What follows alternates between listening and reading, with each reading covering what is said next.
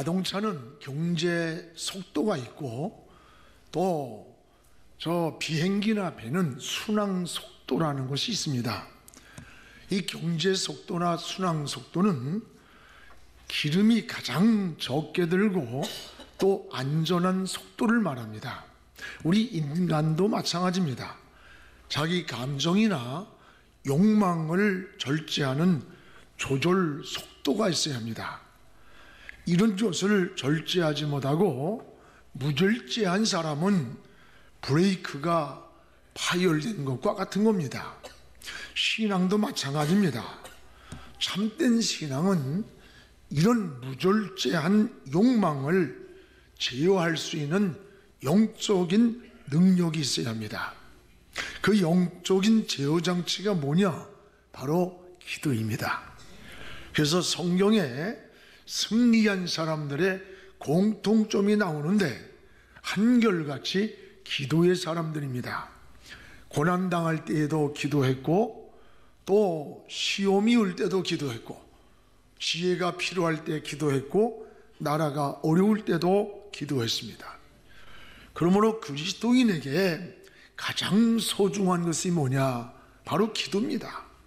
기도가 해답입니다. 하나님의 사람들의 특징을 보십시오. 그들은 항상 기도를 앞세웠습니다. 기도하면서 봉사를 하면 그 봉사가 기쁨이 돼요. 기도하면서 헌신을 하면 우리도 모르게 겸손해집니다. 기도하면서 충성하면 은혜가 되는 거예요. 기도하면서 찬양을 하면 감동이 오고 하나님의 임재를 경험하게 됩니다. 우리는 공부를 하든지 사업을 하든지 아니 정치를 하든지 직장에 출근하든지 우리 그리스도인들의 우선순위가 뭐냐? 그 우선순위가 바로 기도라고 하는 것을 잊지 말아야 됩니다. 기도로 출발하는 하루는 힘 있는 하루가 시작됩니다. 기도를 앞세운 인생의 진로는 때로는 안 되는 것 같이 보여져요. 그러나 나중에 보면은 잘 되어 있다는 것을 깨닫고 고백할 때가 수없이 많습니다. 기도는 하나님과의 영적인 대화의 통로입니다. 요즘 사회가 시끄럽습니다. 왜 그렇습니까? 이 소통의 부재라는 말을 많이 합니다. 우리 청년들이 저한테 목사님 결혼의 첫 번째 조건이 뭡니까? 라고 물어요. 그럼 저는 여러 가지가 있지만 나는 말이 통하는 사람과 결혼해야 된다. 그 얘기를 꼭 해요. 말이 통하는 사람과 결혼하라. 여러분 몸에 피가 잘 흘러야 건강하듯이 이 말이 통해야 행복해지는 거예요.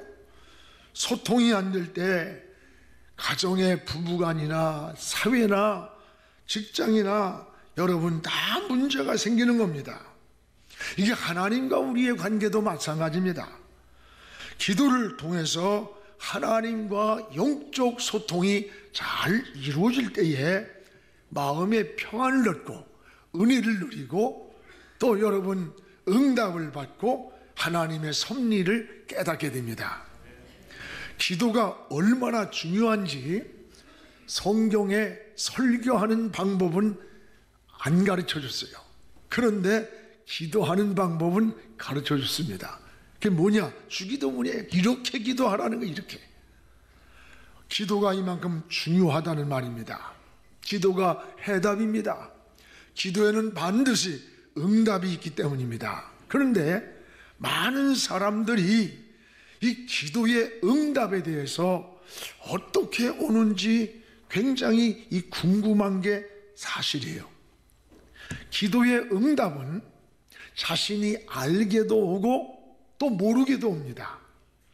그러나 분명한 사실은 지금도 하나님은 여러분의 기도에 반드시 응답하고 계시다는 것을 믿어야 됩니다. 하나님은 가장 좋은 때, 가장 좋은 방법으로 하나님이 우리에게 응답하고 계시는 거예요. 근데 대개 기도의 응답이 여러 가지가 있는데 6가지로 함축할 수가 있어요. 하나는 기도의 응답이 따라합시다. 즉각적인 응답. 하나님이 즉각적으로 주는 응답이 있어요. 요한복음 15장 7절에 보면 너희가 내 안에 거하고 내 말이 너희 안에 거하면 무엇이든지 원하는 대로 구하라. 그리하면 이루리라고 했습니다. 즉 하나님의 뜻과 우리가 소원하는 기도의 제목이 일치할 때 하나님은 즉시 이루어 주신다는 약속입니다. 그렇습니다. 하나님의 뜻에 일치할 때 시간 공간을 초월해서 응답해 주시는 하나님이십니다. 또 하나는 따라합시다. 안 된다. 안 된다는 응답이 있습니다. 야고보 4장 3절에 보면 너희가 구하여도 받지 못하는 것은 정욕으로 쓰려고 잘못 구함이라. 잘못 구함이라. 여러분, 구하여도 얻지 못하는 것은 하나님의 뜻에 맞지 아니할 때 응답되지 않는 그 자체가 응답이에요. 어린아이가 자신이 가고 싶다고 칼을 달라고 하면 주겠어요? 총을 달라면 줄 수 있겠어요? 하나님이 우리를 더 잘 아시고 하나님의 관점에서 우리를 볼 때 이것을 주면 더 위험하고 이것을 주면 더 문제가 생기기 때문에 우리에게 안 주시는 그 자체가 응답이에요. 전 지난날 세월을 돌아보면 하나님, 제가 사업도 했잖아요. 옛날에 이 사업 좀 잘 돼서 돈 좀 어려울 때 많이 벌어서 내가 그때 헌금 많이 하고 뭐 할 테니까 근데 안 들어줬어요. 그때 그런 기도 들어줬으면 저 여기 목사 여기 안 있을 거예요. 지나고 보면요, 안 들어주신 그 자체가 우리의 응답이 되는 경우가 수없이 많습니다. 또 하나는 따라합시다. 기다리라. 기다리라는 응답이 있어요. 하박국 2장 3절에 보면 하나님의 묵시는 정한 때가 있나니 그리고 비록 네 생각에 더딜지라도 기다리라. 지체하지 않고 반드시 응하리라고 했습니다. 하나님이 정하신 때가 있습니다. 하나님의 시간표는 하나님만이 아시는 시간입니다. 그래서 응답은 내가 받고 싶어 받는 게 아니고 하나님의 주권에 있는 비밀이 응답이에요. 그래서 하나님이 인간에게 주신 비밀이 세 가지라고 말합니다. 하나는 죽음이 비밀이에요. 여러분, 죽음의 날은 아무도 모르고 살아갑니다. 어떤 사람은 금방 돌아가실 것 같은데 질기게 오래 살아. 어떤 사람은 오래 살 것 같은데 어느 날 갑자기 돌아가셨다는 비보가 들려와요. 죽음이 비밀이에요. 또 하나, 여러분, 우리 주님 반드시 다시 오십니다. 그러나 언제 어느 때 올지 아무도 모르는 비밀이에요. 또 하나는 기도의 응답의 시간이 비밀입니다. 여러분, 오늘 기도가 잘 됐다고 응답됐다, 그건 여러분 감정이고 기분일 뿐이에요. 다니엘서 10장 12절에 보면 다니엘이 말세의 비밀을 깨닫기 위해서 하나님 앞에 한 주, 두 주간을 기도해도 소식이 없어요. 온몸이 썩는 것 같았어요. 그래도 끝까지 포기하지 않고 21일을 기도했을 때 미가엘 천사가 응답의 항아리를 안겨주는 거예요. 그러면서 하는 말이, 다니엘아, 내가 하나님 앞에 기도하기로 작정하고 결심하던 첫날 내 말이 이미 응답이 되었다. 그런데 그 응답을 가져오는 동안에 바사군이 길을 막아가지고 20하루가 걸렸다. 응답은 첫날 받았는데 다니엘이 받아 누린 시간은 21일 후였습니다. 여러분, 여기에 우리에게 필요한 게 뭐예요? 믿음이고 기다림이에요. 인내는 믿음이 있어야 기다릴 수 있는 거예요. 오늘 기도에는 인내가 필요합니다. 여러분, 가정, 남편을 위해, 자녀를 위해서, 다른 영혼을 구원하기 위해 기도하다가 이루어지지 않는다고 포기한 거 있습니까? 아니에요. 기다리세요. 더 인내하시고 시작하시기를 주의 이름으로 축원합니다. 물이 99도가 돼야 끓어요. 절대로 100도가 되지 않으면 끓질 않아요. 여러분 100도를 임계점이라래. 하나님께서 여러분에게 1도가 부족한지, 더 기다리는 시간인지 우리는 몰라요. 포기하지 말고 믿음으로 끝까지 기도하시기를 축복합니다. 또 하나는 이 섭리적으로 오는 응답이 있어요.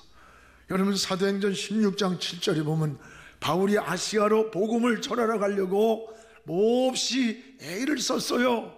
그런데 문제는 예수의 영이 허락지 아니하신지라. 기도를 안 한 게 아니고 아시아로 복음의 방향을 정하는데 길이 열리지 않는 거예요. 근데 성경에 예수의 영이 그 길을 허락하지 않았다는 거예요. 그래서 끊임없이 기도하는데 환상 가운데 사도행전 16장 9절에 10절에 보면 밤에 환상이 바울에게 보였습니다. 그리고 마게도냐 사람 한 사람이 서서 환상 가운데 어서 와서 우리를 도와달라는 거예요. 마게도냐로 건너와서 우리를 도와달라는 거예요. 그래서 바울이 아시아로 가려고 하는 방향을 접고 유럽으로 복음이 전해지게 됩니다. 이거는 우리가 할 수 없는 하나님의 주권, 하나님의 섭리에 있는 거예요. 우리 마음대로 할 수 없는 거예요. 여러분, 하나님이 우리의 길을 섭리하고 계시고 우리 길을 주권적으로 인도하고 있다는 것도 깨달아야 돼요. 또 하나는 은사를 통해 주시는 여러 가지 응답이 있습니다. 어느 때는 기도하면서 마음속에 편하게 오는 경우가 있어요. 또 어느 때는 번뜩이는 지혜가 떠오를 때가 있어요. 어느 때는 특별한 환상으로도 하나님이 열어줄 때가 있어요. 저 고넬료와 베드로의 만남처럼. 또 때로는 꿈을 통해서 하나님이 주시기도 해요. 하나님이 이런 은사적인 것으로도 우리에게 응답을 주시는 거예요. 그렇다고 여러분 다 꿈꾼다고 눈 감고 있으면 안 돼. 그렇다고 이런 은사를 너무 또 의존을 하면 안 됩니다. 여섯 번째는 말씀으로 우리에게 주시는 응답이 있어요. 가장 정확한 응답이에요. 여러분 말씀을 읽는 동안에 말씀을 듣다가 마음속에 화살처럼 와서 비수처럼 박힐 때가 있어요. 그래서 여러분 계시록 1장 3절에 보면 이 예언의 말씀을 읽는 자, 듣는 자, 그 가운데 기록된 것을 지키는 자가 복이 있다. 복이 있다. 읽고 듣고 지키는. 그래서 하나님 말씀을 읽을 때에 하나님을 보는 마음이 돼야 돼. 여러분 하나님 말씀을 들을 때 하나님의 음성을 듣는 것과 같은 거예요. 성경 66권은 하나님의 영감으로 되었고 하나님의 신실한 우리를 향한 약속인 것입니다. 사랑하는 여러분, 하나님의 말씀이 가장 정확한 기도의 응답이라는 것을 기억하시기를 축복합니다. 이렇게 하나님은 어떤 방법으로든지 여러분이 알게도 모르게도 하나님은 반드시 응답하고 있다는 것을 믿으시기를 축원합니다. 저도 목사지만 하나님이 기도하면서 응답을 했는지 안 했는지 모르는 거 많아요. 저도. 근데 내가 분명한 사실은 하나님이 내 기도를 들었다고 하는 확실한 믿음을 가지고 기다리는 거예요. 안 이루어져도 하나님의 뜻으로 받아들이는 거예요. 오늘 우리는 믿음으로 기도하는 것이 중요한 것입니다. 오늘 말씀은 여러분 기도로 승리한 다니엘의 신앙을 보여주고 있습니다. 다니엘은 포로로 잡혀왔지만 워낙 지혜와 총명이 있어서 훗날에 바벨론의 총리가 됐어요. 그런데 방백들이 이 이방 사람 다니엘이 워낙 뛰어난 것을 보고 시기하고 질투하는 거예요. 여러분 교회나 사회에서나 여러분을 시기하고 모함하고 질투하는 사람이 있다는 것은 여러분이 그래도 괜찮은 사람이에요. 그래도 뛰어난 사람이에요. 비실거리고 묻혀있는 사람은 질투 시기 대상도 안 돼. 남이 시기하고 질투한다는 말은 그 정상에 와 있다는 얘기예요. 그만큼 헌신하고 일하고 그만큼 이름이 나타나 있는 거예요. 이 방백들이 시기 질투하면서 모함을 하는 겁니다. 왕이요, 이 바벨론의 왕 외에 누가 더 큰 자가 있습니까? 바벨론의 왕 외에 다른 것에 절하는 자는 어인을 찍어서 다 사자굴수에 집어넣으십시오.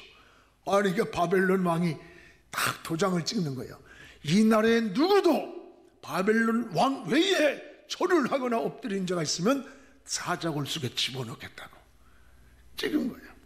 그런데 다니엘은 이 사실을 모르는 게 알고도 전에 하던 대로 예루살렘 성전을 향해서 창문을 열어놓고, 저 예루살렘을 향해 창문을 열어놓고 하루에 3번씩 무릎을 꿇고 기도하며 찬송을 했어요. 이 일로 인해서 다니엘은 사자굴 속에 던져지게 됩니다. 그런데 하나님은 이미 천사를 사자굴 속에 보내서 사자들의 입을 막고 다니엘을 보호해주는 이 역사를 오늘 본문에 보여주는 거예요. 사랑하는 여러분, 우리가 어떤 환경에 있을지라도, 어떤 처지에 있을지라도 오늘 우리는 어디를 향해야 됩니까? 저 예루살렘을 향하여 기도의 창을 열시기 바랍니다. 저 하나님을 향하여 기도의 창을 열고 하나님을 바라보는 일을 중단하지 않기를 축복합니다. 오늘 무엇보다도 따라합시다. 다니엘은 전에 하던 대로 기도했다. 전에 하던 대로 기도했다는 거예요. 오늘 10절을 우리 함께 읽어보겠습니다.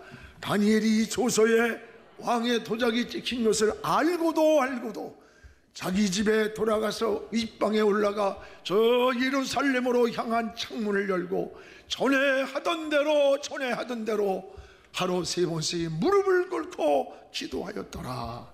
전에 하던 대로.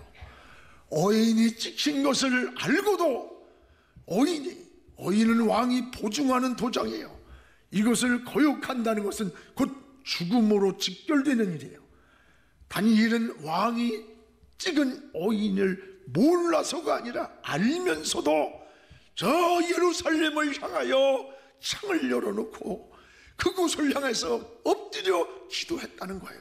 중단하지 않았다는 거예요. 여러분, 이것은 뭘 말해? 죽음을 각오한 거예요. 죽음을 각오한 사람이 뭐가 두렵겠어요?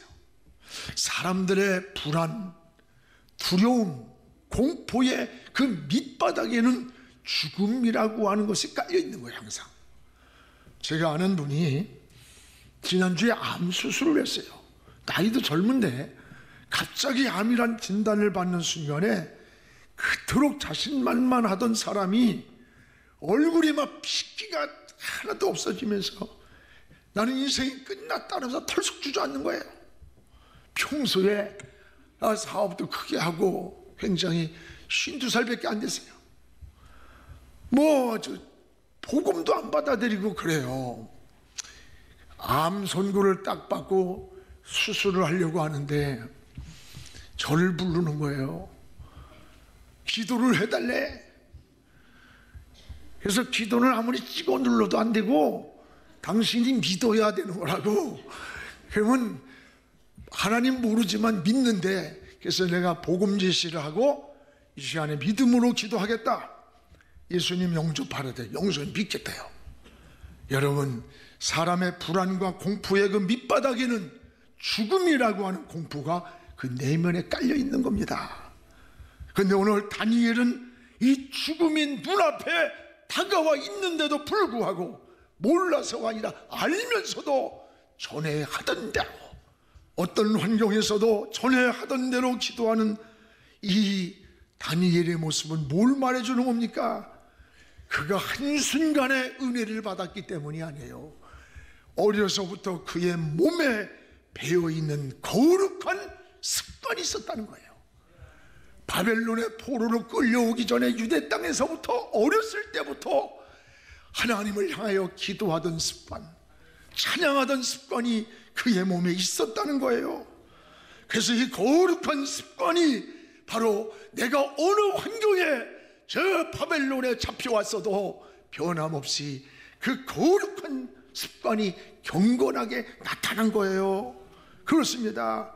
경건한 생활이라는 것은 하루아침에 이루어지는 거 아니에요. 거룩한 습관을 통해서 이루어지는 겁니다. 어린아이가 하루 잘 먹었다고 어른 되는 거 아니에요. 오늘 은혜 충만히 받았다고 여러분 성숙한 신앙으로 하루아침에 되는 거 아닙니다. 경건한 생활의 반복이에요. 이 경건한 생활이 어려서부터 오랜 반복된 습관이 여러분 전에 하던 대로 어떤 환경에 있든지 신앙을 지키고 믿음을 지키고 예루살렘을 향하여 창을 열고 기도할 수가 있었던 거예요. 사랑하는 여러분, 오늘 우리에게도 성숙한 신앙으로 무르익어가는 이 규칙적인 신앙, 경건한 습관이 우리 몸에 있어야 돼요. 그래서 공예배를 규칙적으로 드리는 생활, 규칙적으로 기도하는 습관, 여러분들 성경을 하루에 몇 장 읽지 않으면 밤잠을 자기가 허전할 때, 봉사하지 않으면 견딜 수 없는 습관, 내적인 신앙생활이 이런 모든 일들이 성숙하게 만드는 거예요. 이런 경건한 습관은 신앙생활이 영적 체질로 바꿔주는 거예요. 오늘 경건한 훈련이 이렇게 중요한 겁니다. 다니엘처럼 여러분과 저에게도 거룩한 습관으로 내가 어느 곳에 있든지 외국을 가든지 출장을 가든지 어느 환경에 있든지 여러분 예루살렘을 향해 창을 열고 전에 하던 대로 기도하던 이 다니엘과 같은 거룩한 습관이 우리 몸속에 있기를 주의 이름으로 축원합니다. 또 하나, 다니엘은 따라합시다. 하나님을 향하여 기도를 드렸다. 하나님을 향하여. 오늘 10절을 우리 다시 한번 읽어봅시다. 다니엘이 조서에 왕의 도장이 찍힌 것을 알고도 자기 집에 들어가서는 윗방에 올라가 저 예루살렘을 향한 창문을 열고 전에 하던 대로 하루 3번씩 무릎을 꿇고 기도하며, 저는 이 말씀을 준비하면서 막 감격의 눈물이 나더라고. 하나님, 저 예루살렘을 향하여 포로로 잡혀와 있지만은 내 앞에 어인이 찢겨 죽을지도 모를지라도 저 예루살렘을 향하여 손을 들고 하나님 앞에 창문을 열고 하나님 앞에 무릎 꿇는 이 다니엘의 모습, 예루살렘을 향하여. 여러분, 예루살렘을 향했다는 말이 뭐예요? 예루살렘은 자기가 포로로 잡혀오기 전에 유대 땅에서 하나님을 섬기던 곳이에요. 예루살렘은 성전이 있는 곳이에요. 성전은 거룩하고 성전에는 하나님이 거하시는 곳을 말해요. 오늘 예루살렘을 향해 창을 열어 기도했다는 말은 하나님께로 방향을 정하고 기도했다 이 말이에요. 이스라엘 백성들은 그들의 삶의 구심점이 오직 성전입니다. 그래서 지금도 세계 어느 곳에 흩어져 살지라도 이 유대인들이 사는 마을에는 마을 공동체에 꼭 회당이 있어요. 그리고 회당을 중심해서 삶의 구심점을 정합니다. 자녀들도 학교에서 돌아오면 집으로 가는 게 아니라 회당에 가서 문학 교육을 합니다. 그리고 종신교육을 합니다. 민족교육을 받습니다. 모두가 성전 중심한 삶이에요. 오늘 여러분께서 그들은 집을 지을 때도 우리는 동쪽, 서쪽, 남양, 북창을 따지지만 그들은 동서남북 어느 곳에 있든지 그들이 드나드는 문을 저 예루살렘 쪽을 향해서 문을 냈다는 거 아닙니까?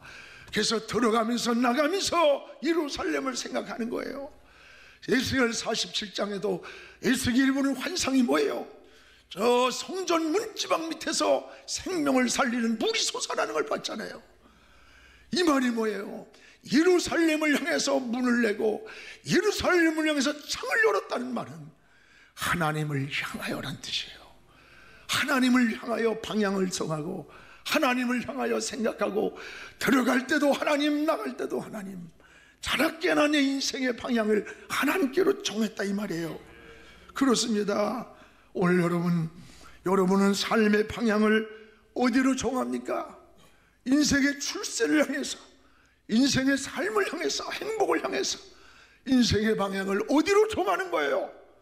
오늘 우리도 다니엘처럼 예루살렘을 향하여 창문을 여시기 바랍니다.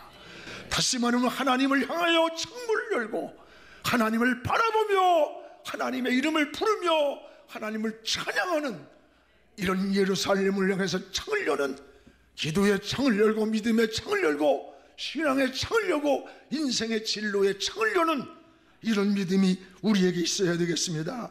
그래서 어느 곳에 있든지 하나님을 향하여, 내가 공부를 하든지 정치를 하든지 여러분 무슨 사업을 하든지 뭘 하든지 내 인생의 중심이, 머릿돌이 하나님이 되는 거예요. 내 인생의 다림줄이 하나님이 되고 내 인생의 방향이 하나님이에요. 우리가 빨리 하지만 빨리가 중요한 게 아니에요. 바로 가는 게 중요해요. 방향이 잘못되면 그 빨리 가는 속도가 더 불행을 가져오는 거예요. 사랑하는 여러분, 하나님께로 방향을 정하고 하나님이 중심일 때에 하나님이 함께 하십니다. 하나님이 도와주십니다. 하나님이 인도해 주시는 줄로 믿습니다. 그토록 다니엘이 하나님 앞에 믿음을 지킨, 하나님 앞에 믿음을 지키며 예루살렘을 향해 기도한 결과를 보세요. 하나님은 그냥 두지 않아. 결과가 좋아야 돼요. 오늘 여기 보면 세 가지 결과의 축복을 볼 수 있습니다. 22절에 이미 천사를 보냈다는 거예요. 우리가 참 읽어봅시다. 나의 하나님이 이미 그의 천사를 보내요 사자들의 입을 봉하셨으므로 사자들이 나를 상해하지 못하였사오니 이는 나의 무죄함이 그 앞에 명백하오며 또 왕이여 나는 왕에게도 해를 끼치지 아니하였나이다. 이게 뭐예요? 여러분, 신앙을 지킨 결과가 멈추지 않고 저 사자굴 속에 들어갔지만 하나님은 다니엘을 사자굴 속에 던지기 전에 이미 먼저, 이미라마는 먼저 사자를, 여러분 천사를 보내서 사자의 입을 봉했다는 거예요. 하나님께 믿음을 지킨 다니엘을 위해 사자굴 속에 놓기도 전에 이미 천사를 보내서 입을 봉하신 하나님, 그 하나님이 다니엘의 하나님만이 아니에요. 저와 여러분이 믿는 하나님임을 고백하시기를 축복합니다. 우리가 믿음으로 살고 목숨 걸고 주님 방법, 주님 뜻대로 살려고 할 때 하나님은 어떤 모양으로라도 우리를 지키고 있다는 것을 믿으시기를 축복합니다.